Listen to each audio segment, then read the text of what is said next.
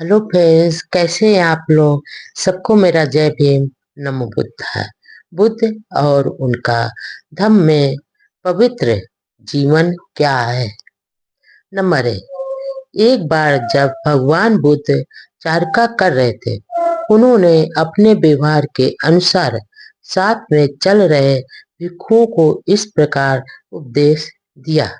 Number दो, भिक्षुओं, यह पवित्र जीवन लोगों को ठगने के लिए नहीं है, ना ही उनकी कृपा लाभ प्रशंसा प्राप्त करने के लिए है, ना ही विवाद की स्थिति में परेशानियों से उबरने के लिए उनका अनुग्रह प्राप्त करने के लिए है, ना ही यह इच्छा करने के लिए कि लोग जान जाएंगे कि यह अमुक है।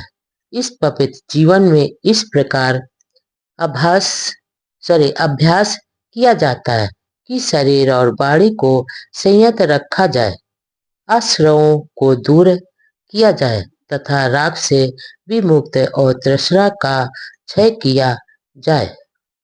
स्नान से नहीं, धम्म से शरीर स्वच्छ व निर्मल होता है। नंबर एक बार भगवान बुद्ध श्रावस्ती में विहार कर रहे थे। उस समय संगारव ब्राह्मण भी वहीं रह रहा था। वह पानी से शुद्धि मानने वाला था और पानी से शुद्धि का अभ्यास करता था। प्रायः रात दिन स्नान करना ही उसकी आदत बन गई थी। नंबर दो, अब पूज्य भंते आनंद प्रातःकाल चीवर धारण कर अपना पात्र चीवर साथ ले श्रावस्ती में भिक्षाटन के लिए निकले। श्रावस्ती में भिक्षा ग्रहण करके भोजन कर चुकने के बाद लौटकर आनंद महाथेर तथागत के पास पहुंचे, अभिवादन किया और एक ओर बैठ गए। इस प्रकार बैठे हुए आनंद महाथेर ने कहा। नंबर 3, भगवान, यहाँ श्रावस्ती में संगारव नाम का एक ब्राह्मण रहता है। वह पानी से शुद्धि में विश्वास रखता है और पानी से शुद्धि का अभ्यास करता है। रात दिन अधिकांश समय स्नान करना उसकी आदत बन गई है। भगवान, अच्छा हो यदि आप संगारव ब्राह्मण पर अनुकंपा करके उससे भेंट करने चले। नंबर 4, तथागत ने मौन रहकर अपने स्वीकृति दी। नंबर 5, दूसरे दिन प्रातःकाल तथागत अपना चीवर पहन पात्र चीवर साथ ले संगारव ब्राह्मण के घर जा पहुंचे। वहां पहुंचकर वे अपने लिए बिछाए गए आसन पर बैठ गए। नंबर 6, संगारव ब्राह्मण तब तथागत के पास आया और उनका अभिवादन करके एवं कुशल क्षेम पूछकर एक ओर बैठ गया। नंबर 7, इस प्रकार उसके बैठ जाने पर संगारव ब्राह्मण से तथागत ने पूछा, ब्राह्मण, जैसा लोग कहते हैं, क्या यह सच है कि तुम जल से शुद्धि में विश्वास रखते हो, पानी से शुद्धि का अभ्यास करते रहते हो और रात दिन अधिकांश समय स्नान करना तुम्हारी आदत बन गई है। नंबर 8, श्रमण गौतम, हाँ यह सच है। नंबर 9, ब्राह्मण, किस लाभ की आशा में तुम इस प्रकार रात दिन स्नान करते रहने का अभ्यास करते हो। नंबर 10, श्रमण गौतम, यह इस तरह है कि दिन में मुझसे जो कुछ भी पाप कर्म होता है, मैं उसे उसी दिन सायंकाल स्नान द्वारा धो डालता हूँ। रात में मुझसे जो भी पाप कर्म होता है, उसे मैं अगले दिन प्रातःकाल उठते ही स्नान करके धो डालता हूँ। इस प्रकार रात दिन स्नान आदि करते रहने में मुझे यही लाभ दिखाई देता है। नंबर 11, तब तथागत ने कहा, नंबर 12, धम्म ही वह जल स्रोत है जो स्वच्छ है और निर्मल है।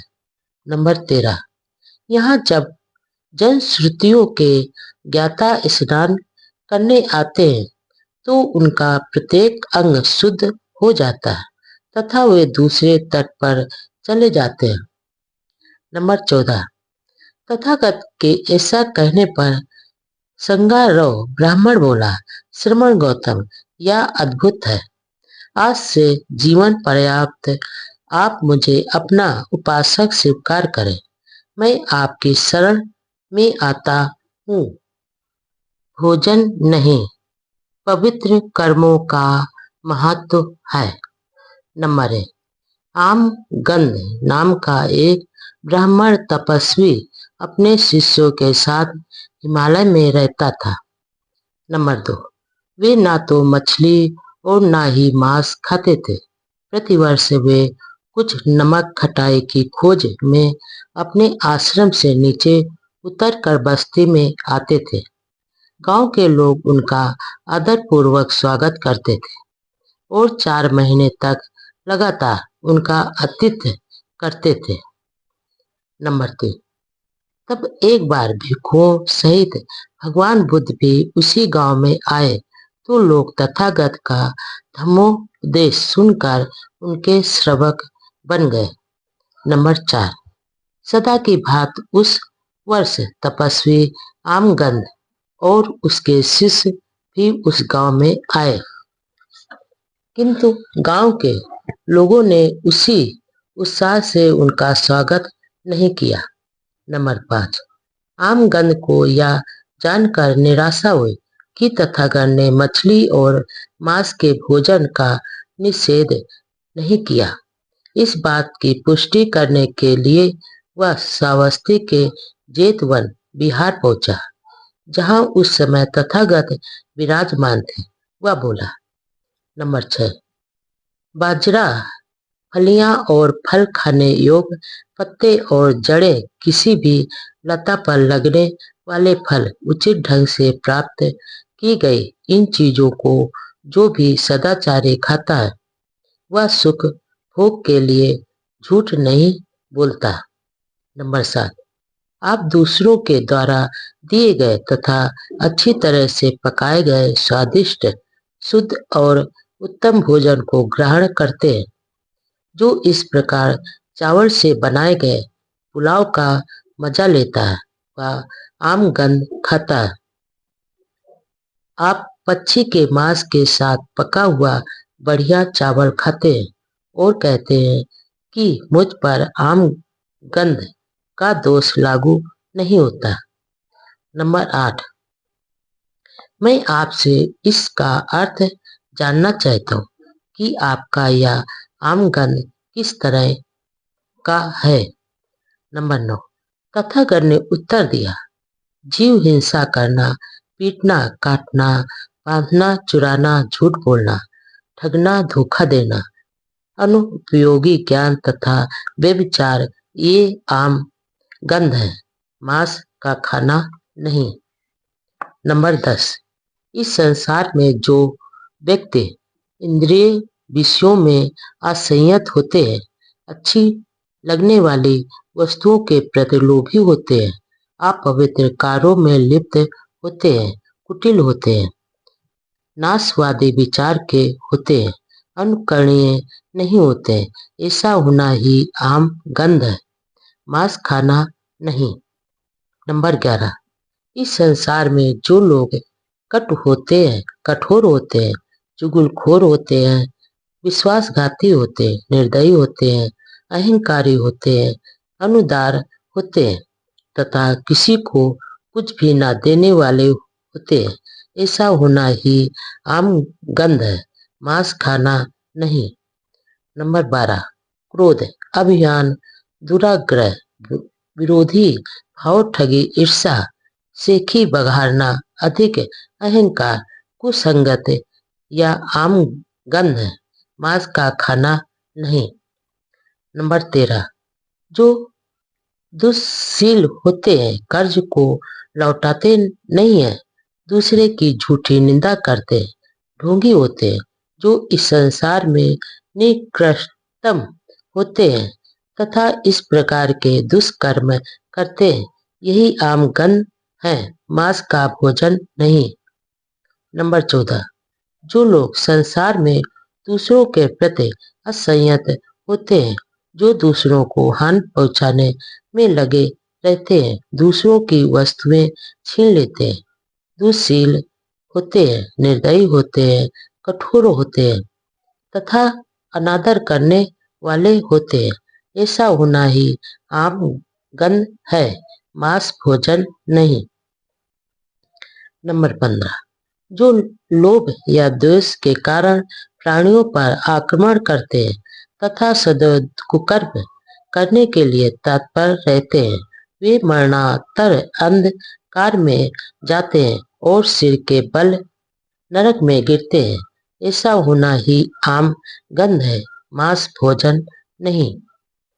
नंबर 16, मछली तथा मांस भोजन से विरत रहने से, नंगे रहने से, सिर मुड़ाने से, जटाएं रखने से, भभूत रमाने से, मृग छाल धारण करने से, अग्नि में आहुति देने से, अमृत प्राप्त के निमित्त विभिन्न प्रकार की तपस्याएं करने से, जादू टोने से, बलि चढ़ाने से और ऋतु के अनुसार पूजा पाठ करने से आदमी की तब तक शुद्धि नहीं हो सकती जब तक उसके संदेह यानी भी चिकित्सा दूर नहीं होते।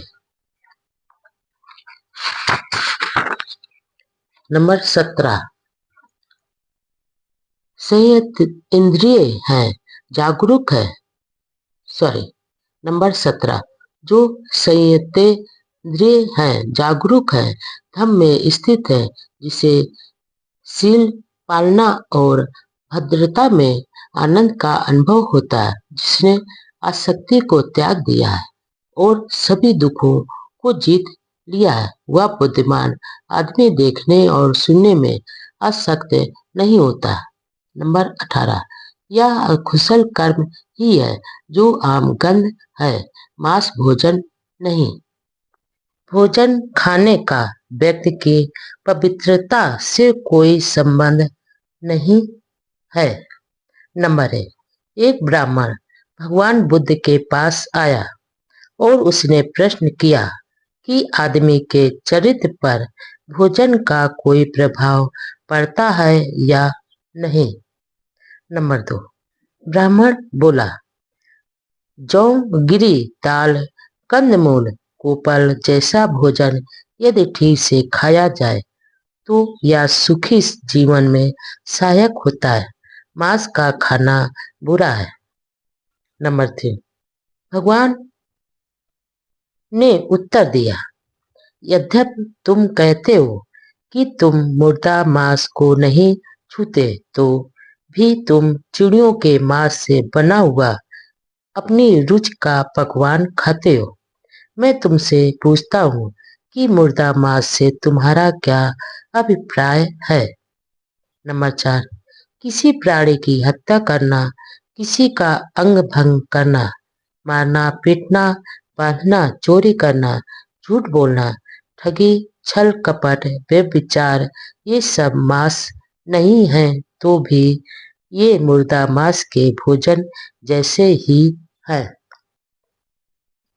नंबर 5, काम भोगों के पीछे पड़े रहना, पेटूपन, अपवित्र जीवन, वैर विरोध, ये सब मांस नहीं है तो भी ये मुर्दा मांस के बराबर ही है। नंबर 6, चुगली, निर्दयता, विश्वासघात, अत्यधिक अभिमान तथा घटिया कंजूसपन, ये सब मांस नहीं है तो भी ये मुर्दा मांस के बराबर है। नंबर 7, क्रोध, अहंकार, विद्रोह, चालाकी, ईर्ष्या, डींग हाँकना, अहंकार, कुसंगत, ये सब मांस नहीं है तो भी ये मुर्दा मांस के बराबर है। नंबर 8, हीन जीवन, झूठी निंदा, छल कपट, धोखाधड़ी, चालबाज की युक्ति, बदनामी, ये सब मांस नहीं है तो भी ये मुर्दा मांस के बराबर है।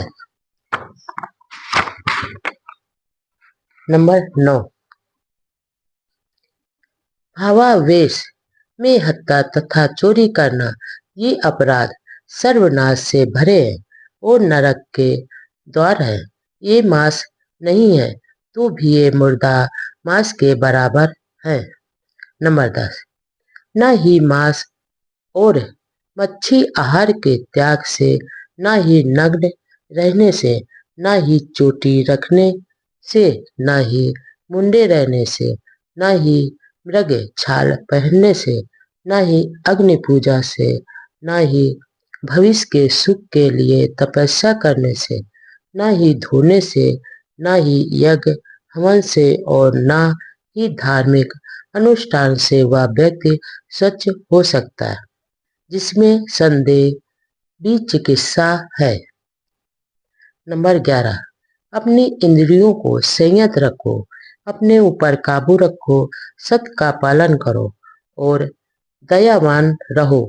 जो शांत पुरुष सब बंधनों को तोड़ देता है और सब बुराइयों को समाप्त कर लेता है, वह सब कुछ देख सुनकर भी निष्कलंक अनासक्त रहता है।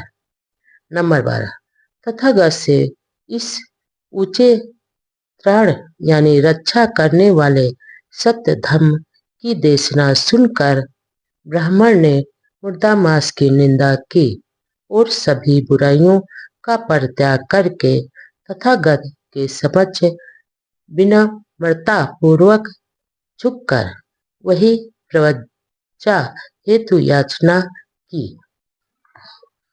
ईश्वर से प्रार्थनाएं और याचनाएं करना बेकार है।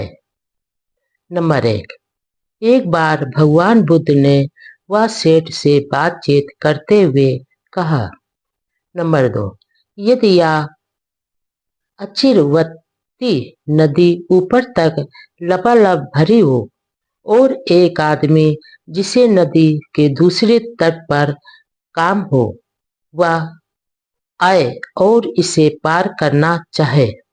नंबर 3, और किनारे पर खड़ा होकर वह दूसरे किनारे का आवाहन करे, हे उधर के किनारे इस ओर आओ, हे उधर के किनारे इधर आओ। नंबर 4, हे वाह सेठ, तुम क्या समझते हो कि आदमी के प्रार्थना करने से और आवाहन करने से, आशा करने से, स्तुति करने से क्या वह दूसरा किनारा उधर से इधर चला आएगा?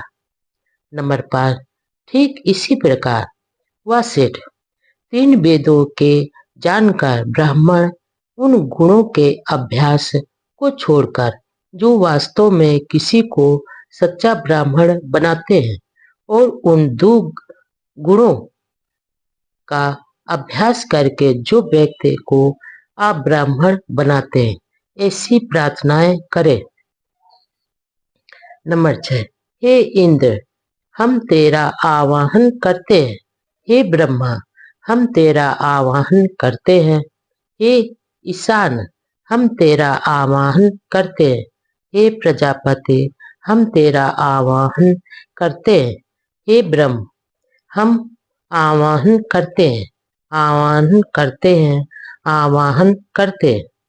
नंबर 7, वह सेठ वास्तव में ऐसी प्रार्थना, ऐसा आवाहन, ऐसी आशा और ऐसी स्तुति करने के कारण ये ब्राह्मण अपनी मृत्यु के बाद क्या ब्रह्मा में लीन हो जाएंगे। निश्चय से इन कारणों से ऐसा हो ही नहीं सकता। मृत्यु के बाद के जीवन की चिंता व्यर्थ है। नंबर 1, एक बार पूज्य भिक्षु महाकश्यप तथा भंते सारपुत्र वाराणसी के पास ऋषि पतन के मृग दाव में ठहरे हुए थे। नंबर 2, भंते सारपुत्र शाम के समय ध्यानावस्था से उठकर भंते महाकश्यप के पास गए और एक ओर बैठ गए। नंबर 3, इस प्रकार बैठे हुए सारपुत्र ने भंते महाकश्यप से कहा, कश्यप, क्या तथागत मृत के पश्चात रहते हैं? नंबर 4, भगवान बुद्ध ने यह व्यक्त नहीं किया कि तथागत मृत के बाद रहते हैं। नंबर 5, तब क्या तथागत मृत के बाद रहते भी हैं और नहीं भी रहते हैं? नंबर 6, भगवान बुद्ध ने यह भी व्यक्त नहीं किया कि तथागत रहते भी हैं और नहीं भी रहते हैं। नंबर 7, तो क्या तथागत मृत्यु के बाद नहीं भी रहते? भगवान बुद्ध ने यह भी व्यक्त नहीं किया है। नंबर 8, किंतु तथागत ने इसे अव्यक्त क्यों रखा? नंबर 9, यह एक ऐसा प्रश्न है जिसका मानवता के लाभ से अथवा श्रेष्ठ जीवन के आरंभिक सिद्धांत से कोई भी संबंध नहीं है। इससे न ही पूर्ण प्रज्ञा और न ही निर्वाण प्राप्त किया जा सकता। यही कारण है कि तथागत ने इसे अव्यक्त रखा है। जीवन में सम्यक दृष्टि का प्रथम स्थान क्यों है? नंबर 1, और अष्टांगिक मार्ग में सम्यक दृष्टि श्रेष्ठतम है। नंबर 2, सम्यक दृष्टि श्रेष्ठ जीवन के प्रत्येक अंग की भूमिका है, चाबी है और ज्ञान का बोध कराती है। नंबर 3, और सम्यक दृष्टि यानी प्रज्ञा की जानकारी का न होना सभी बुराइयों की जड़ है। नंबर 4, सम्यक दृष्टि के विकास के लिए आवश्यक है कि आदमी जीवन की प्रत्येक घटना को सम उत्पन्न जाने।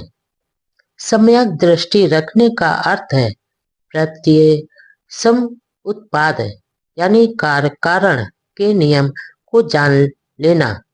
नंबर 5, भिक्षुओं, जो कोई भी व्यक्ति मिथ्या दृष्टि रखता है, मिथ्या संकल्प रखता है, मिथ्या वाणी रखता है, मिथ्या जीविका रखता है, मिथ्या प्रयास करता है, मिथ्या स्मृति तथा मिथ्या चिंतन करता है, जिसका ज्ञान और भी मुक्त मिथ्या रहती है, उसका हर कार्य, उसका हर वचन, उसका हर विचार इस प्रकार मिथ्या दृष्टि से किया गया कर्म एवं परिणाम, उसकी हर आकांक्षा, उसका हर निश्चय, उसकी हर गतिविधि, ये सभी चीजें उसे ऐसी स्थिति की ओर ले जाती है जो कि अरुचिकर होती है, प्रसन्नता रहित होती है, घृणास्पद होती है, अलाभप्रद तथा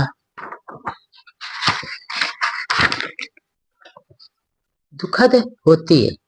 ऐसा क्यों? मिथ्या दृष्टि के कारण। नंबर 6, ठीक, आचरण ही पर्याप्त नहीं है। एक छोटे बालक का आचरण ठीक हो सकता है, किंतु इसका यह अर्थ नहीं कि उसे ठीक आचरण का ज्ञान है। ठीक आचरण के लिए ठीक आचरण का ज्ञान आवश्यक है। नंबर 7, आनंद, किसे अर्थात भिक्षु कहा जा सकता है? अर्थात भिक्षु से ही कहा जा सकता है जिसने पूर्ण ज्ञान प्राप्त कर लिया है कि विवेक से क्या संभव और विवेक के अभाव में क्या असंभव है। 5 बंधन। नंबर 1, एक बार तथागत सावस्ती में अनाथ पिंडक के जेत वनाराम में विहार कर रहे थे। तब तथागत ने भिक्षुओं को संबोधित किया, भिक्षुओं, भदंत कहकर। भिक्षुओं ने उत्तर दिया। तब तथागत ने इस प्रकार कहा। नंबर 2, भिक्षुओं, मेरे द्वारा बताए गए उन 5 बंधनों का ध्यान रखो जो आदमी को नीचे की ओर ले जाते हैं।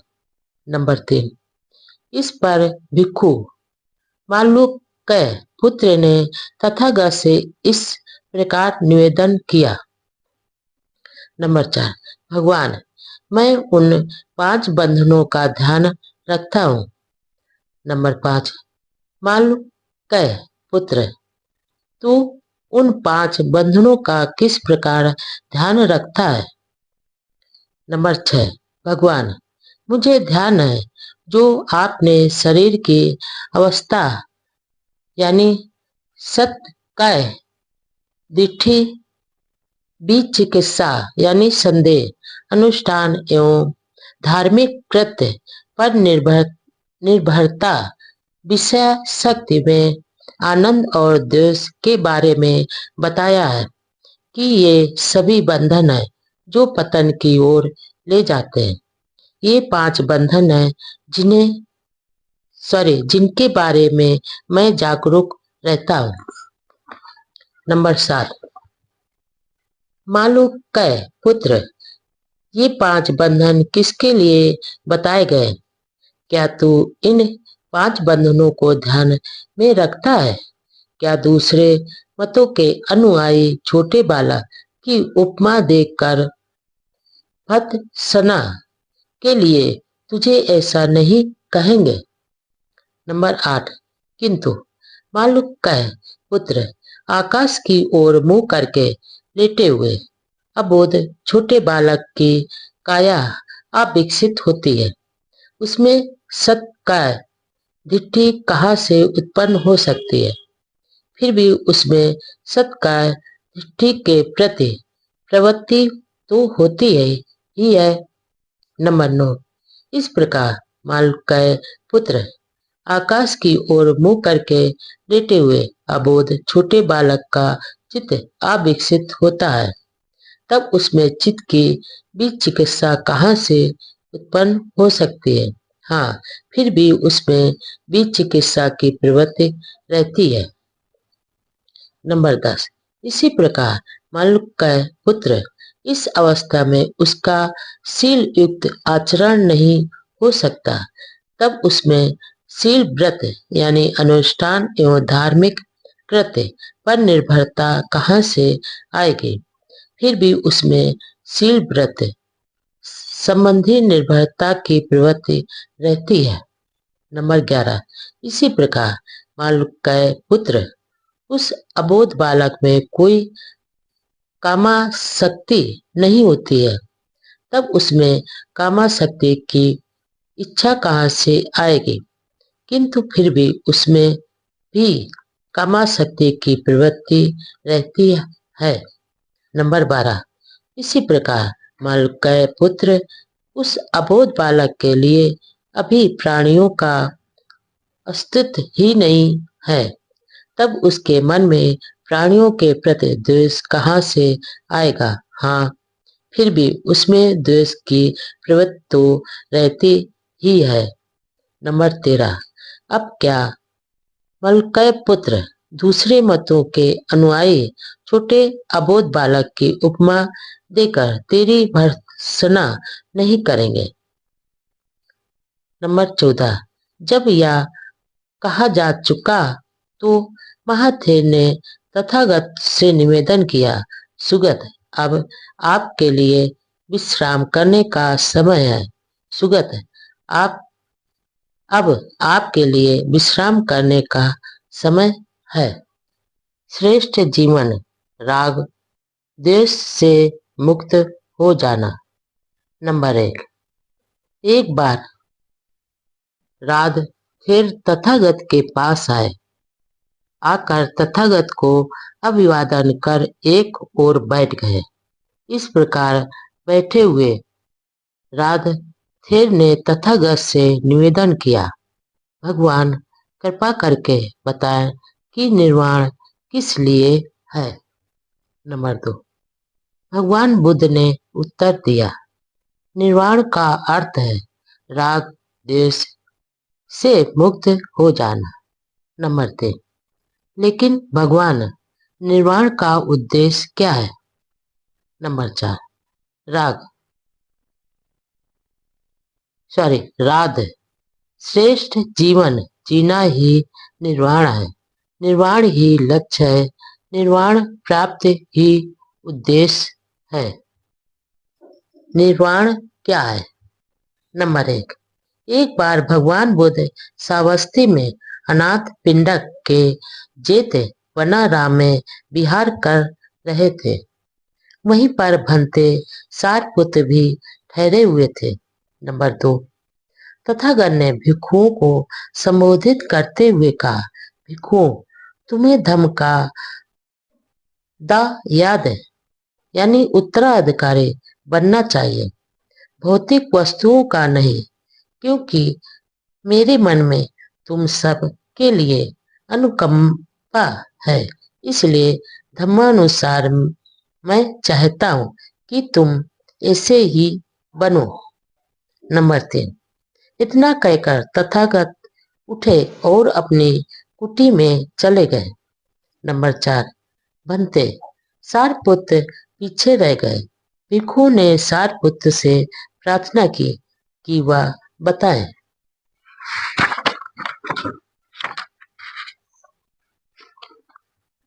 कि निर्वाण क्या है।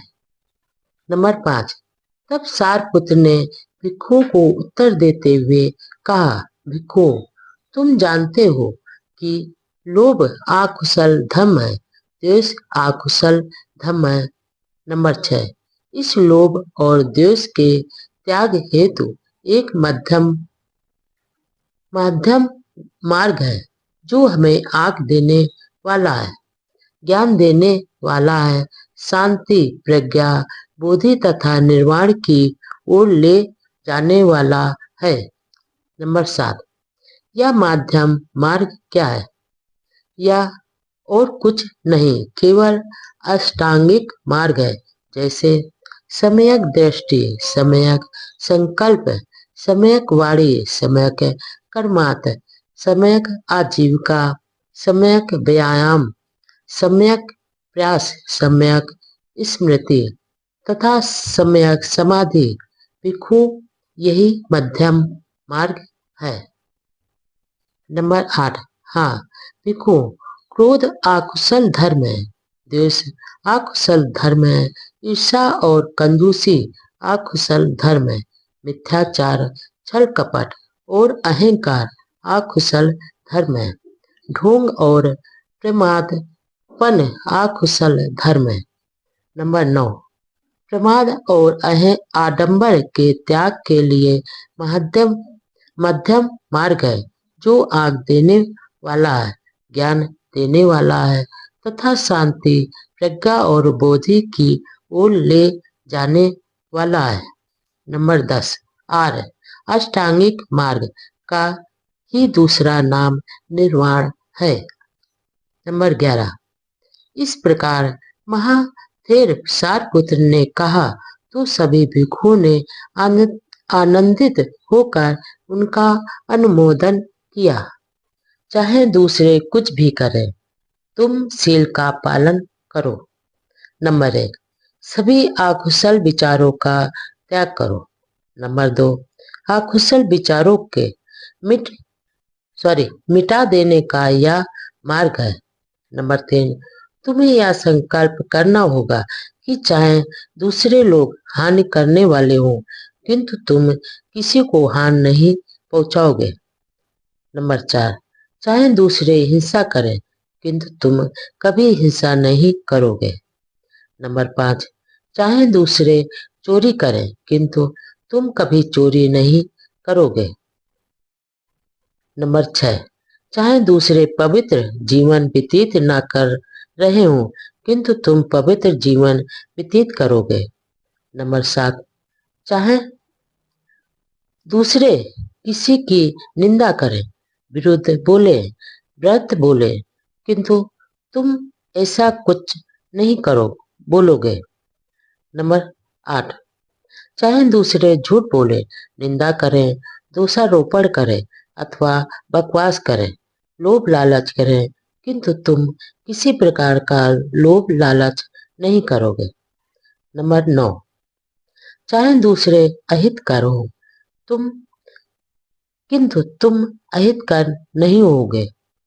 नंबर 10, चाहे दूसरे असमयक दृष्टि रखते हो, उनके असमयक संकल्प हो, असमयक अपवाड़ी हो, असमयक कर्मात हो, असमयक आजीविका हो, असमयक व्यायाम यानी प्रयास हो, स्वयं स्मृति हो और असमयक समाधि हो, किंतु तुम आवश्यक रूप में श्रेष्ठ अष्टांगिक मार्ग का पालन करते हुए सम्यक दृष्टि, सम्यक संकल्प, सम्यक वाणी, सम्यक कर्मात, सम्यक आजीविका, सम्यक व्यायाम, सम्यक स्मृति और सम्यक समाधि को अंगीकार करोगे। नंबर 12, चाहे दूसरे आर्य सत्यों और मुक्ति के बारे में गलत धारणा रखते हो, किंतु तुम सत्यों और मुक्ति के बारे में सम्यक यानी सही धारणा रखोगे। नंबर 13, चाहे दूसरे आलस और जड़ता से युक्त हो, किंतु तुम आलस और जड़ता से मुक्त रहोगे। नंबर 14, चाहे दूसरे अभिमानी हो, किंतु तुम भी नम्र रहोगे। नंबर 15, चाहे दूसरे भी चिकित्सा युक्त संदेह युक्त हो, किंतु तुम भी चिकित्सा मुक्त रहोगे। नंबर 16, चाहे दूसरे क्रोधी हो, दुष्ट हो, देशी हो, ईर्ष्यालु हो, कंजूस हो, लोभी हो, ढोंगी हो, ठग हो, वंचक हो, उदंड हो, दुशासी हो, किसी नीति के मानने वाले न हो, अशिक्षित हो, जड़ हो, भ्रमित हो तथा अज्ञा हो, तुम इस सब के विपरीत सही रहोगे। सन्मार्ग पर चलने के लिए किसी साथी की प्रतीक्षा आवश्यक नहीं। यदि अच्छा साथी नहीं मिले तो सन्मार्ग पर अकेले चलो। नंबर 1, जिस प्रकार हाथी युद्ध में धनुष से छोड़े गए बाणों को सहन करता है, उसी प्रकार मुझे दुष्टों के दुर्वचनों को सहन करना चाहिए, क्योंकि संसार में दुशीलों की कमी नहीं है। नंबर 2, हाथी को प्रशिक्षित करके उसे युद्ध में ले जाया जाता है। प्रशिक्षित यानी पालतू हाथी की पीठ पर राजा बढ़ता है, इसलिए प्राणियों में वही प्रशिक्षित यानी शांत व्यक्ति है, जिसे कोई कटु वचन विचलित नहीं करता। नंबर 3, प्रशिक्षित खच्चर अच्छे होते हैं।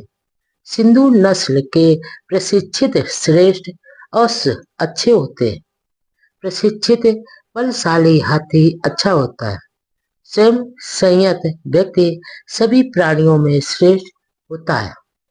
नंबर 4, ऐसे श्रेष्ठ वाहन भी हमें निर्वाण पथ पर आगे ले जाने में सहायक नहीं हो सकते। हम स्वयं निर्भर, स्वयं संयत होकर ही निर्वाण पथ पर अग्रसर हो सकते हैं। नंबर 5, अप्रमाद में रहकर आनंद प्राप्त करो। अपनी स्मृति के प्रति जागरूक रहो, कभी प्रमाद मत करो। स्वयं को कुपथ से हटाकर सुपथ पर लाओ, जैसे हाथी को दलदल से निकाल रहे हो। नंबर 6, यदि तुम्हें कोई श्रेष्ठ दृढ़ बुद्धिमान साथी मिल जाए तो अपनी सभी चिंताओं को छोड़कर उसके साथ प्रसन्नता पूर्वक विचरण करो। नंबर 7, यदि तुम्हें कोई श्रेष्ठ दृढ़ बुद्धिमान साथी नहीं मिले तो जिस प्रकार शत्रु द्वारा पीछा किए जाने पर राजा सीमा को छोड़कर चला जाता है, उसी प्रकार तुम भी जंगल में अकेले विचरण कर रहे हाथी की तरह एकांत में चले जाओ। नंबर 8, एकांत का जीवन उत्तम है। मूर्खों का साथ अच्छा नहीं हो सकता। अकेले रहो, कोई पाप कर्म मत करो। अल्प आवश्यकताओं के साथ अकेले रहो। जिस प्रकार जंगल में बलशाली हाथी अकेला विचरण करता है। देखें, सदाचरण में संपूर्णता कैसे प्राप्त की जाए। नंबर एक समय जब भगवान बुद्ध श्रावस्ती में जेतवनाराम में विराजमान थे, उनके पास 500 उपासक आए। उनमें से एक का नाम धम्मिक था। नंबर 2, धम्मिक ने तथागत से पूछा, किन आदर्शों द्वारा आपके श्रावक सदाचरण में पूर्णता प्राप्त करते हैं। नंबर 3, मैं आपसे यह प्रश्न इसलिए पूछता हूँ क्योंकि आप जन कल्याण के अनुपम शास्ता है। नंबर 4, प्रशिक्षित जैन लोग और परिवाजक आपसे पार नहीं पा सके। विद्वान आयु प्राप्त वृद्ध ब्राह्मण अन्य जन के साथ अपना मत व्यक्त करने के इच्छुक आपके सत्य वचन के अनुयायी बन जाते हैं। आपके द्वारा उपदिष्ट सत्य सूक्ष्म है किंतु अत्यंत सुअख्यात है, जिसे सुनने के लिए सब लोग तरसते हैं। भगवान कृपा करके हमें इस प्रश्न का उत्तर दें। नंबर 5, भगवान, हम उपासकों को आपके मुख से आपका परिशुद्ध धम्म सुनने को मिले। नंबर 6, अपने उपासकों पर करुणा करने वाले तथागत ने उन व्रती उपासकों को कहा, ध्यान से सुनो, मैं तुम्हें सदाचरण के आदर्श समझाता हूँ। सुनो और उनके अनुसार आचरण करो। नंबर 7, हत्या न करो, जान से नहीं मारो, ना ही हत्या का अनुमोदन करो। किसी भी सबल अथवा दुर्बल प्राणी के साथ हिंसा नहीं करनी चाहिए। नंबर 8, किसी भी उपासक को जानबूझकर चोरी नहीं करनी चाहिए, ना ही चोरी करानी चाहिए। दूसरे जो कुछ दे बस वही लेना चाहिए।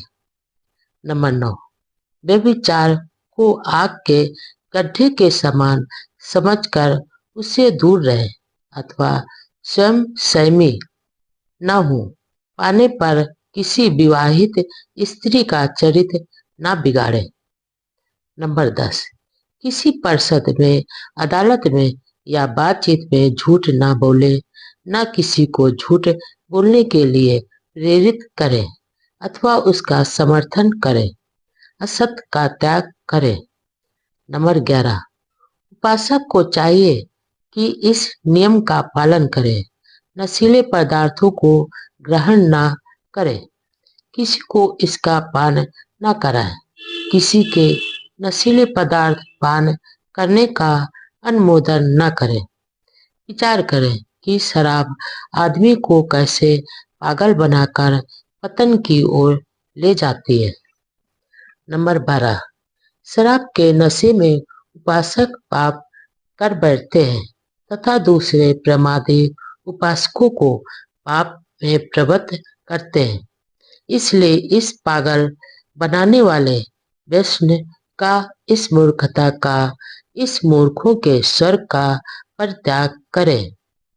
नंबर 13, प्राणी हिंसा न करे, चोरी न करे, झूठ न बोले, नशीले पेय पदार्थों से दूर रहें, व्यभिचार से विरत रहें तथा रात को विकाल भोजन न करें। नंबर 14, सुगंधियों तथा पुष्पमालाओं आदि का त्याग करें तथा भूमशैया पर सोएं। इस प्रकार सभी उपसत दिनों में यह व्रत ग्रहण करें और पवित्र मन से इस अष्टांगिक व्रत का पालन करें। नंबर 15, प्रातः काल इन व्रतों का पालन करें और शुद्ध श्रद्धा युक्त चित्त से बुद्धिमान बने। और भिक्षुओं को यथा सामर्थ्य भोजन तथा पेय पदार्थों का दान करें। नंबर 16, माता पिता की सेवा करें, सदाचरण युक्त धंधा करें। इस प्रकार दृढ़ श्रद्धावान उपासक उच्च पद को प्राप्त करता है। सदाचरण और सांसारिक जिम्मेदारियां। नंबर 1, एक समय जब भगवान बुद्ध राजगृह के उस बेलूवनाराम में विहार कर रहे थे जहां गिलहरियों को दाना चुगाया जाता था, उसी समय बहुत से भिक्षुओं के साथ भंते सारपुत्र दक्षिण की पहाड़ियों में चारका कर रहे थे। नंबर 2, रास्ते में उनकी एक भिक्षु से भेंट हुई जिसने राजगृह में वर्षावास किया था। आपसी अभिवादन और शिष्टाचार के बाद सारपुत्र ने भगवान बुद्ध का कुशल समाचार पूछा। उन्हें बताया गया कि वे अच्छी तरह से हैं और भिक्षु संघ भी कुशल है। सारपुत्र द्वारा राजगृह के तांडुपाल द्वार के धन जन ब्राह्मण का कुशल समाचार पूछे जाने पर उन्हें बताया गया कि वह भी अच्छी तरह से है। नंबर 3, तब सारपुत्र ने उस भिक्षु से प्रश्न किया, और क्या धन जनी ब्राह्मण अप्रमाद पूर्वक रह रहा है? नंबर 4, भिक्षु ने उत्तर दिया, धन जन ब्राह्मण अप्रमाद पूर्वक कैसे रह सकता है? वह ब्राह्मणों और गृहपतियों को मोड़ने के लिए राजा का उपयोग करता है और राजा को मोड़ने के लिए ब्राह्मणों और गृहपतियों का उपयोग करता है। सुशील कुल से आई उसकी सुशील पत्नी भी अब मर चुकी है। उसने अब एक दूसरी पत्नी रख ली है जो ना सुशील कुल से आई है और ना स्वयं ही सुशील है। नंबर 5, भंते सारपुत्र बोले, धन जनी के प्रमाद के बारे में यह तो सचमुच बहुत बुरा समाचार सुनने को मिला। शायद कहीं किसी समय उससे भेंट हो जाए तो मैं उससे बातचीत करना पसंद करूंगा। नंबर 6, दक्षिण की पहाड़ियों में रह चुकने के बाद सारपुत्र चरखा करते करते राजगृह पहुंचे और क्यों वना राम में ठहरे। नंबर 7, दूसरे दिन प्रातःकाल चिवर पहन और पात्र हाथ में ले सारपुत्र भिक्षाटन के लिए राजगृह में गए। उस समय धन जन ब्राह्मण नगर से बाहर अपनी गायों का दुहा जाना देख रहा था। नंबर 8, भिक्षाटन के पश्चात भोजन कर चुकने के बाद सारपुत्र ने उस ब्राह्मण को ढूंढ लिया। सारपुत्र को आता देख वह ब्राह्मण उन्हें मिलने के लिए आया और बोला कि भोजन से पूर्व यह दूध पीने का समय है। नंबर 9, ब्राह्मण, नहीं, मैंने आज का भोजन कर लिया और अब माध्य के समय एक वृक्ष की छाया के नीचे विश्राम करूंगा। मुझे मिलने के लिए आप वहां आना। नंबर 10, धन जने ने स्वीकार किया और स्वयं खाना खा चुकने के बाद सारपुत्र के पास आया और अभिवादन करके बैठ गया। नंबर 11, सारपुत्र ने ही बातचीत आरंभ की। धन जने, क्या मैं विश्वास करूं कि तुम में अप्रमाद जिज्ञासा और सदाचरण है? नंबर 12, ऐसा कैसे हो सकता है जब अपनी खाने पीने की चिंता करने के अतिरिक्त मुझे अपने माता पिता, पत्नी और परिवार, दास और सेवकों का भरण पोषण करना पड़ता है। अपने परिचितों, मित्रों, रिश्तेदारों और अतिथियों का आतिथ्य करना पड़ता है। अपने मृत पितरों का श्राद्ध भी करना पड़ता है।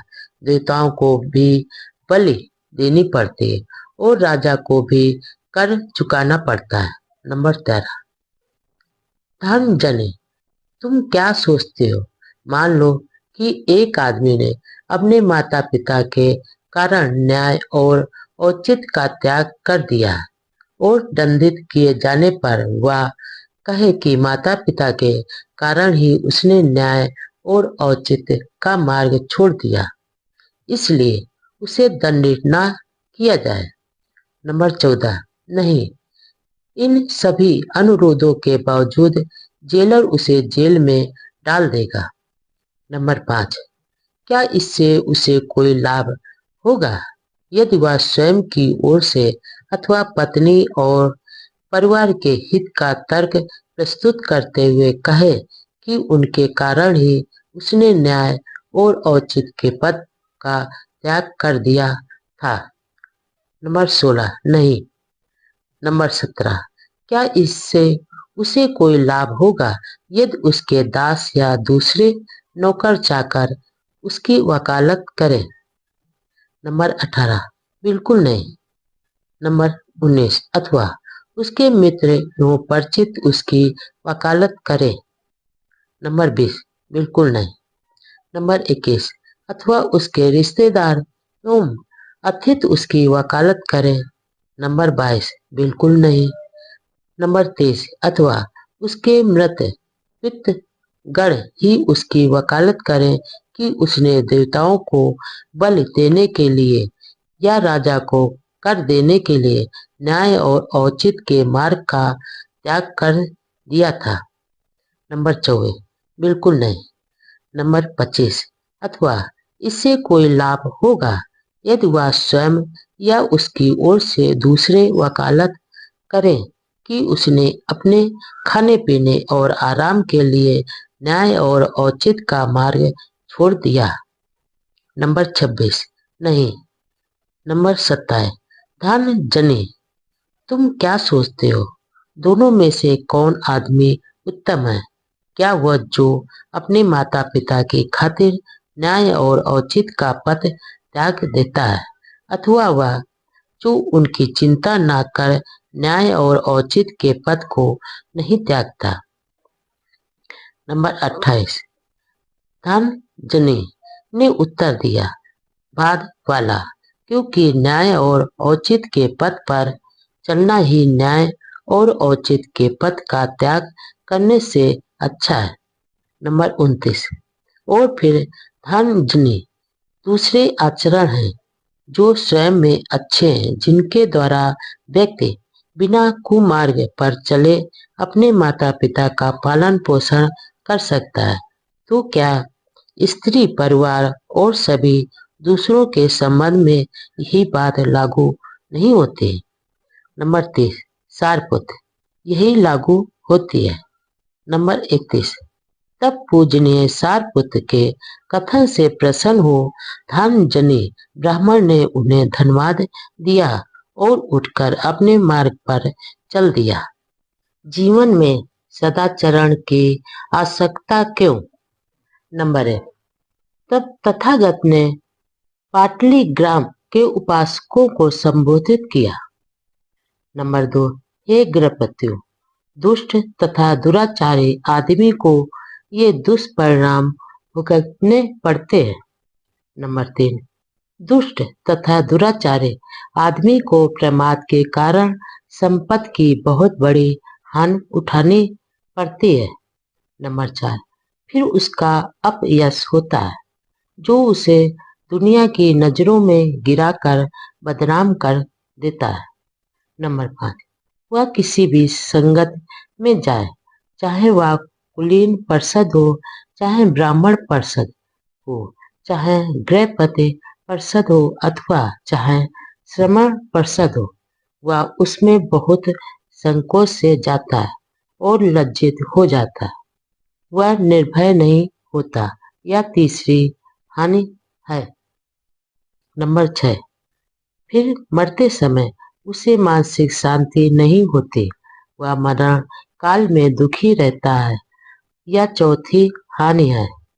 नंबर 7, हे गृहपतियों, दुष्ट तथा दुराचारी आदमी को ये दुष्परिणाम भुगतने पड़ते। नंबर 8, हे गृहपतियों, आप उन लाभों का विचार करो जो सदाचारी तथा गुणवान आदमी को प्राप्त होते हैं। नंबर 9, जो सदाचारी आदमी गुणवान होकर रहता है उसके पास बहुत संपत्ति हो जाती है और यह उसके अपने प्रयास के कारण होती है। नंबर 10, तब उसका सुयश फैल जाता है, वह हर जगह सम्मानित होता है। नंबर 11, वह जिस किसी भी संगत में जाता है, चाहे वह कुलीन परिषद हो, चाहे ब्राह्मण परिषद हो, चाहे गृहपति परिषद हो अथवा श्रमण परिषद हो, वह उसमें साहस और विश्वास के साथ प्रविष्ट होता है। नंबर 12, फिर उसे मानसिक शांति प्राप्त रहती है। मरते समय वह चित्त की शांति के साथ शरीर त्यागता है। नंबर 13, मूर्ख आदमी पाप करते समय यह नहीं जानता कि वह पाप कर रहा है। उसके अपने पाप कर्म उसे अग्नि के समान जला देते हैं। नंबर 14, जो कोई किसी अहानिकार और निर्दोष व्यक्ति को दुख देता है, वह या तो भीषण विनाश को प्राप्त होता है, या उसका चित्त विक्षिप्त हो जाता है, या उसके नातेदारों की हानि होती है, या उसका सभी धन हानि को प्राप्त होता है। सदाचरण क्या है? नंबर 1, एक बार जब भगवान बुद्ध कौशल में महान भिक्षु संघ सहित भिक्षा हेतु चरका कर रहे थे, तो वह साला नमक एक ब्राह्मण ग्राम में पहुंचे। यह ग्राम कौशल जनपद में पड़ता था। नंबर 2, साला ग्राम के ब्राह्मण मुखियों ने सुना कि चरका करते हुए भगवान बुद्ध उनके कौशल जनपद में स्थित गांव में आए हैं। नंबर 3, उनको लगा कि भगवान बुद्ध के दर्शनार्थ जाना अच्छा है, इसलिए साला ग्राम के ब्राह्मण भगवान बुद्ध के पास गए और कुशल क्षेम पूछकर एक ओर बैठ गए। नंबर 4, उन्होंने तथागत से प्रार्थना की, कृपया बताएं कि सदाचरण का क्या अर्थ है। नंबर 5, ब्राह्मणों से भगवान बुद्ध ने कहा, शरीर के 3 दुराचरण होते, वाणी के 4 दुराचरण होते और मन के 3 दुराचरण होते। नंबर 6, जहां तक शरीर के दुराचरण की बात है, एक आदमी रक्त रंजित हाथों से शिकारी की तरह हत्यारा होते हुए प्राणियों के प्रति निर्दयी होकर हत्या करता है,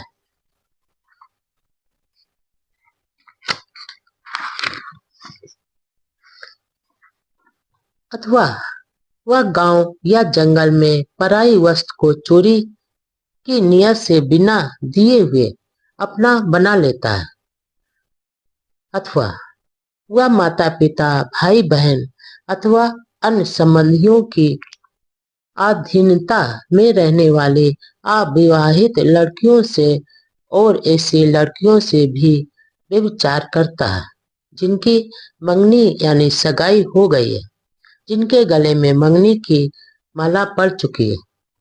नंबर 7, जहां तक वाणी के दुराचरण की बात है, वह झूठ बोलता है जब उसे सभा के सामने या ग्राम पंचायत के सामने या परिवार परिषद के सामने या राजकीय परिषद के सामने या अपनी श्रेणी के सामने साक्षी देने के लिए कहा जाए, तो वह न जानते हुए कहता है कि मैं जानता हूँ, जानता हुआ कहता है कि मैं नहीं जानता हूँ, न देखे हुए कहता है कि मैंने देखा है, और देखे हुए भी कहता है कि मैंने नहीं देखा। वह अपने हित में किसी दूसरे के हित में अथवा किसी लोग के कारण जानबूझकर झूठ बोलता है। अथवा वह एक चुगलखोर हो सकता है। यहाँ सुनी और वहां जाकर कह दे ताकि यहाँ के लोगों और वहां के लोगों का झगड़ा हो जाए। अथवा वह सुनी और यहाँ कह दे ताकि यहाँ के लोगों और वहां के लोगों का झगड़ा हो जाए। वह शांति को भंग करने वाला और क्रोध पैदा करने वाला होता है। झगड़ा बढ़ाने की नीयत से ही वह बोलता है। झगड़ा कराने में ही उसे आनंद आता है, मजा आता है, प्रसन्नता होती, अथवा वह जुबान का कड़वा हो सकता है। जो कुछ वह बोलता है वह अप्रिय और कठोर होता है, दूसरों के दिलों को घायल करने वाला, दूसरों को दुख पहुंचाने वाला, क्रोध को पैदा करने वाला और व्याकुलता पैदा करने वाला होता है। अथवा वह बहुत बोलने वाला हो सकता है, व्यर्थ की बात करते रहने वाला, हानिकारक बात करने वाला, कभी नीति की बात न करने वाला, सदा ही तुच्छ, असामयिक, उद्देश्यनीय तथा निष्योजन और अलाभकारी बात करने वाला होता है। नंबर 8, जहां तक मन के दुराचरण की बात है, एक आदमी लोभी हो सकता है। वह यह लोभ करता है कि दूसरे लोगों की समस्त संपत्ति उसी की हो जाए। अथवा वह देशी और हृदय से दुष्ट हो सकता है। वह यह इच्छा कर सकता है कि उसके आसपास के सभी प्राणी मारे जाएं, नष्ट हो जाएं, विध्वस्त प्राप्त हो जाएं और अस्त विहीन हो जाएं। अथवा वह मिथ्या दृष्टि हो सकता है, मिथ्या धाराओं वाला हो सकता है। वह यह मानता है कि दान, त्याग, यज्ञ अथवा दक्षिणा जैसी कोई चीज नहीं, शुभ अशुभ कर्मों के फल जैसी कोई चीज नहीं, लोक परलोक जैसी कोई चीज नहीं, माता पिता या दूसरे संबंधी जैसी कोई चीज नहीं, और संसार में ऐसे श्रमण ब्राह्मण नहीं है जिन्होंने सम्यक मार्ग ग्रहण कर या सम्यक मार्ग पर चलकर इस लोक तथा परलोक का अर्थात ज्ञान प्राप्त किया हो और दूसरों को भी कराया हो। नंबर 9, इनके विपरीत शरीर के 3 सदाचरण और गुण हैं, वाणी के 4 सदाचरण हैं और मन के 3 सदाचरण हैं। नंबर 10, जहां तक शारीरिक सदाचरण की बात है, एक आदमी जीव हिंसा से विरत रहता है, हर तरह की प्राणी हिंसा से विरत रहता है। वह दंड त्यागी, खड्ग त्यागी, निष्पाप होता है, दयालु होता है। उसके मन में हर प्राणी के लिए करुणा और अनुकंपा रहती है। वह चोरी का त्याग करता है। वह दूसरों की किसी ऐसी चीज को नहीं लेता जो उसे दी ना गई हो। वह ईमानदारी का जीवन व्यतीत करता है। वह काम भोग संबंधी मिथ्याचार से दूर रहता है। वह ऐसी लड़कियों से सहवास नहीं करता जो माता पिता, भाई बहन अथवा अन्य संबंधियों की अधीनता में रहने वाले अविवाहित हों, और ऐसी लड़कियों से भी जिनकी सगाई हो गई हो एवं जिनके गले में सगाई की माला पड़ चुकी हो। नंबर 10, जहां तक वाणी के सदाचरण की बात है, एक आदमी झूठ का त्याग करता है, झूठे से विरत रहता है। जब उसे सभा के सामने या ग्राम पंचायत के सामने या परिवार परिषद के सामने या राजकीय परिषद के सामने या अपने संघ के सामने साक्षी देने के लिए कहा जाता है, तो वह न जानते हुए कहता है कि मैं नहीं जानता हूँ, जानते हुए कहता है कि मैं जानता हूँ, नहीं देखा होता तो कहता है कि मैंने नहीं देखा, देखा हो तो कहता है कि मैंने देखा है। वह अपने हित में या दूसरे लोगों के हित में अथवा किसी तुच्छ लाभ के कारण जानबूझकर झूठ नहीं बोलता। वह झूठी निंदा नहीं करता, वह वहां सुनी को यहाँ नहीं कहता, जिससे वहां के लोगों और यहाँ के लोगों में झगड़ा हो जाए। सौहार्द को बढ़ाने वाला और मैत्री को स्थापित करने वाला होता है। शांति स्थापित करने के उद्देश्य से ही वह बोलता है। मेल मिलाप कराने में ही उसे आनंद आता है, प्रसन्नता होती और हर्ष होता है। उसकी बाणी में कड़वाहट नहीं होती और वह कटु बात से दूर रहता है। जो कुछ भी वह बोलता है उसमें कटुता नहीं होती, आनंद होता है, मैत्री होती है, निश्चलता होती है, उसमें शिष्टता होती है, वह स्वीकार करने योग्य होता है और उसका सभी स्वागत करते हैं। वह गप मारने वाला नहीं होता, वह गप से दूर रहता है, समयानुसार सत्य के अनुरूप बोलता है, जो सदा लाभकारी होता है, सिद्धांत के अनुसार होता है, ऐसी बात बोलता है जो समय अनुकूल हो, ऐसी बात जो याद रहे, ऐसी बात जो ज्ञान से भरी हो, ऐसी बात जो ठीक से कही गई हो, तथा ऐसी बात जो हितकर हो। नंबर 12, जहाँ तक विचारों में सदाचरण की बात है, वह आदमी लोभ से रिक्त होता है। वह कभी यह नहीं चाहता कि दूसरे लोगों की सारी संपत्ति पर उसका अपना अधिकार हो जाए। वह कभी अपने मन में द्वेष अथवा दुष्टता को स्थान नहीं देता। उसकी यही इच्छा रहती है कि उसके आसपास के सभी प्राणी शांति और सुख के साथ रहे, सुरक्षित रहे, हर प्रकार की शत्रुता और अत्याचार से बचे रहे। उसका दृष्टिकोण सम्यक होता है तथा उसके संकल्प और धारणाएं भी ठीक होती है। नंबर 13, हे ब्राह्मणों, सदाचरण तथा दुराचरण से मेरा यही अभिप्राय है। नंबर 1, एक बार जब भगवान बुद्ध श्रावस्ती के जेतवनराम में विहार कर रहे थे तो उन्होंने गृहपतियों को संबोधित किया। नंबर 2, गृहपतियों, पवित्र और सुखी जीवन के लिए शुभ संकल्पों का पालन करने की नितांत आवश्यकता है।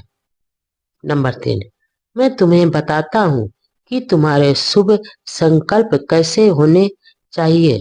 नंबर 4, संकल्प लो कि मैं जीवन भर अपने माता पिता का सहारा बना रहूं, मैं अपने कुल के मुखिया का सदा आदर करता रहूं, मेरी वाणी मधुर हो, मैं किसी के बारे में भी बुरा ना कहूं, मैं घर में उदारशील निर्मल दान देने में प्रसन्न रहकर जो कुछ मेरे पास हो उसे दूसरों में भी बांटो। नंबर 5, मैं जीवन पर्यंत इच्छा रहित रहूं और यदि मुझ में क्रोध पैदा हो तो मैं तुरंत उस पर संयम पालूं। नंबर 6, गृहपतियों, ये 7 संकल्प हैं जिन्हें अपनाने और पालन करने से तुम सुख और पवित्रता की स्थिति प्राप्त कर सकोगे। शुभ कर्म करने की आवश्यकता क्या? कुशल कर्मों के आनंदमयी फल। नंबर 1, एक अवसर पर भगवान बुद्ध ने भिक्षुओं को इस प्रकार संबोधित किया।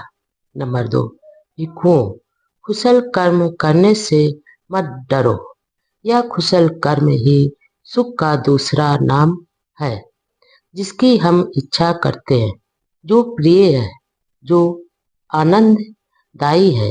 भिक्षुओं, मैं स्वयं साक्षी हूँ कि मैंने स्वयं चिरकाल तक शुभ कर्मों से इच्छित प्रिय तथा आनंददायी फल का उपयोग किया है। नंबर 3, मैं प्रायः अपने आप से पूछता हूँ कि यह किस कुशल कर्म का फल है, यह किस कुशल कर्म का परिणाम है कि मैं इस समय इतना प्रसन्न और सुखी हूँ। नंबर 4, जो उत्तर मुझे मिलता है वह यह है कि यह 3 कुशल कर्मों का फल है, या दान, शील तथा स्वयं के संयम जैसे 3 कुशल कर्मों का ही फल है। नंबर 5, वह मंगल, आनंदमय, सुख भरा, धन और अच्छा दिन होता है। शुभ समय होता है जब दान के योग व्यक्ति को दान दिया जाता है, जब शुभ कर्म, शुभ वचन तथा शुभ विचारों, शुभ आकांक्षाओं के परिणाम स्वरूप ऐसे अभ्यास करने वालों को शुभ फल की प्राप्ति होती है। नंबर 6, धन है वे लोग जिन्हें इस लाभ की प्राप्ति होती है, समृद्धि की प्राप्ति होती है। इसी प्रकार तुम भी अपने सारे सगे संबंधियों सहित रोग से मुक्त रहकर समृद्धि को प्राप्त करो। मनुष्य न्यायी व सज्जन व्यक्ति कौन? नंबर 1, भिक्षुओं को संबोधित करते हुए भगवान बुद्ध ने कहा, 4 प्रकार के लोग होते हैं जिनका भेद तुम्हें जानना चाहिए। यदि तुम पहचान करना चाहते हो कि कौन न्याय प्रिय है और कौन सच्चरित। नंबर 2, भिक्षुओं, कुछ लोग ऐसे होते हैं जो केवल अपनी भलाई करने के लिए प्रयास करते हैं, दूसरों के लिए नहीं। नंबर 3, भिक्षुओं, एक आदमी अपने काम छंद को दूर करने की कोशिश करता है, किंतु दूसरों के काम छंद को दूर करने की प्रेरणा नहीं देता। अपनी दुर्भावना को दूर करने का प्रयास करता है, किंतु दूसरों की दुर्भावना को दूर करने की प्रेरणा नहीं देता। अपनी अविद्या को दूर करने का प्रयास करता है, किंतु दूसरों की अविद्या को दूर करने की प्रेरणा नहीं देता। नंबर 4, भिक्षुओं, एक आदमी वास्तव में अपनी भलाई के लिए ही प्रयत्नशील रहता है, किंतु दूसरों की भलाई के लिए नहीं। नंबर 5, भिक्षुओं, एक वर्ग ऐसे लोगों का होता है जो दूसरों की भलाई करने में ही लगे रहते हैं, अपनी भलाई में नहीं। नंबर 6, भिक्षुओं, एक आदमी अपने काम छंद यानी काम वासना, व्यापाद तथा अविद्या को दूर करने की कोशिश नहीं करता, किंतु दूसरों को काम छंद, व्यापाद तथा अविद्या दूर करने का उपदेश देता है। नंबर 7, भिक्षुओं, एक आदमी वास्तव में दूसरों की भलाई करने में लगा रहता है, अपनी नहीं। नंबर 8, भिक्षुओं, एक वर्ग ऐसे लोगों का होता है जो ना अपनी भलाई करने की कोशिश करता है और ना दूसरों की ही भलाई करने की कोशिश करता है।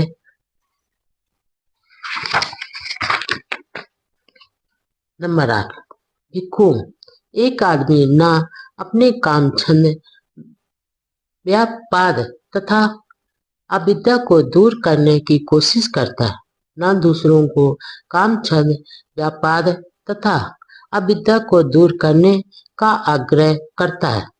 नंबर 10, भिक्षुओं, यह आदमी ना अपनी भलाई करने की कोशिश करता है और ना ही दूसरों की। नंबर 11, भिक्षुओं, कुछ लोग ऐसे होते हैं जो अपनी भलाई करने की कोशिश तो करते हैं, किंतु दूसरों की भलाई करने की कोशिश भी करते रहते हैं। नंबर 12, भिक्षुओं, एक आदमी अपने काम छंद, व्यापाद तथा अविद्या को दूर करने की ही कोशिश करता है तथा दूसरों से भी काम छंद, व्यापाद तथा अविद्या दूर करने का आग्रह करता है। नंबर 13, भिक्षुओं, ऐसा आदमी अपनी भलाई करने की भी कोशिश करता है तथा दूसरों की भलाई करने की भी कोशिश करता है। नंबर 14, या अंतिम आदमी ही न्यायी और सज्जन माना जाना चाहिए। प्रबुद्ध आदमी बुद्ध, एक प्रबुद्ध पुरुष। नंबर एक बार भगवान बुद्ध उक्कठ और सेतब नामक दो नगरों के बीच के महापथ पर जा रहे थे। उसी समय द्रोण नामक ब्राह्मण भी उक्कठ और सेतब दो नगरों के बीच के महापथ पर आ पहुंचा। नंबर 2, उसी समय तथागत ने सड़क छोड़ दी और एक वृक्ष के नीचे जाकर पद्मासन लगाकर बैठ गए। तब द्रोण ब्राह्मण भी उनके चरण चिन्हों को देखता हुआ वहां जा पहुंचा, जहां तथागत उस वृक्ष के नीचे वेदी पे मान शांत मुद्रा में संयतेंद्रिय शांत चित्त पूर्ण संयत और शक्ति संपन्न बैठे थे। यह देख द्रोण ब्राह्मण तथागत के पास पहुंचा। नंबर 3, पास पहुंचकर उसने प्रश्न किया, क्या आप पूज्य देवता नहीं हैं? ब्राह्मण, वास्तव में मैं देवता नहीं हूं। क्या तथागत आप गंधर्व नहीं हैं? ब्राह्मण, वास्तव में मैं गंधर्व नहीं हूं। तब तथागत आप यक्ष नहीं हैं? ब्राह्मण, वास्तव में मैं यक्ष नहीं हूं। आप तथागत मनुष्य नहीं हैं? ब्राह्मण, वास्तव में मैं समान आदमी नहीं हूं। नंबर 4, तथागत के ये उत्तर सुनकर द्रोण ब्राह्मण बोला, जब आपसे पूछा जाता है कि क्या आप देवता हैं, तो आप उत्तर देते हैं नहीं। जब आपसे प्रश्न किया जाता है कि क्या आप गंधर्व हैं, तो आप कहते हैं नहीं। जब आपसे प्रश्न किया जाता है कि क्या आप यक्ष हैं, तो आप कहते हैं नहीं। जब आपसे प्रश्न किया जाता है कि क्या आप मनुष्य हैं, आप कहते हैं नहीं। तब तथागत आप कौन हो सकते हैं? नंबर 5, ब्राह्मण, मैं अर्थात मैं एक देव, एक गंधर्व, एक यक्ष, एक मानव ही होता, यदि मैंने अपने आश्रयों मलों का क्षय नहीं किया होता। मैंने इन आश्रयों को जड़ मूल से काट दिया है। ये उस कटे ताड़ वृक्ष के समान हो गए, जिसका आधार ही नष्ट हो गया हो, जिसकी जड़ पुनः नहीं निकल सकती और जो फिर से अस्तित्व में नहीं आ सकता। नंबर 6, जिस प्रकार कमल अथवा पानी की कुमुदनी पानी यानी कीचड़ में उत्पन्न होते हैं, पानी में बढ़ते हैं, पानी से बाहर निकल आते हैं और फिर पानी से अलग निष्कलंक होकर रहते हैं, इसी प्रकार हे ब्राह्मण, मैं संसार में उत्पन्न हुआ हूँ, संसार में बड़ा हुआ हूँ, किंतु अब संसार को जीतकर संसार से अलग निष्कलंक होकर रहता हूँ। नंबर 7, इसलिए हे ब्राह्मण, अब तुम मुझको बुद्ध प्रबुद्ध पुरुष जानो। संसार में सबसे श्रेष्ठ व्यक्ति कौन? नंबर 1, चारका करते समय अपनी चर्या के अनुसार भगवान बुद्ध ने साथ साथ चल रहे भिक्षुओं को यह उपदेश दिया। नंबर 2, भिक्षुओं को संबोधित करते हुए भगवान बुद्ध ने कहा, भिक्षुओं, इस संसार में 4 तरह के लोग पाए जाते हैं। नंबर 3, नंबर 1, जिसने ना कभी अपनी भलाई और ना किसी दूसरे की भलाई के लिए प्रयास किया है। नंबर 2, जिसने दूसरों का भला तो किया है किंतु अपना भला नहीं किया। नंबर 3, जिसने अपना भला किया है किंतु दूसरों का भला नहीं किया। तथा नंबर 4, जिसने अपनी तथा दूसरों की भलाई के लिए प्रयास किया है। नंबर 4, जिसने ना कभी अपनी भलाई और ना ही दूसरों की भलाई के लिए प्रयास किया है, वह शमशान की उस लकड़ी की तरह है जो दोनों सिरों से जल रही है और जिसके बीच में गोबर लगा है। उसने ना ही गांव में और ना ही जंगल में कोई अग्नि जलाई। ऐसा आदमी संसार के लिए व्रत होता है, अपने लिए भी व्रत ही होता है। नंबर 5, जो अपनी हानि करके दूसरों के उपकार के लिए प्रयास करता है, वह दोनों में अधिक अच्छा और प्रतिष्ठित होता है। नंबर 6, लेकिन भिक्षु चारों तरह के आदमियों में सबसे श्रेष्ठतम, उत्तम और अग्रणी वही होता है जिसने दूसरों की भलाई के लिए प्रयास करने के साथ साथ अपनी भलाई के लिए भी प्रयास किया है।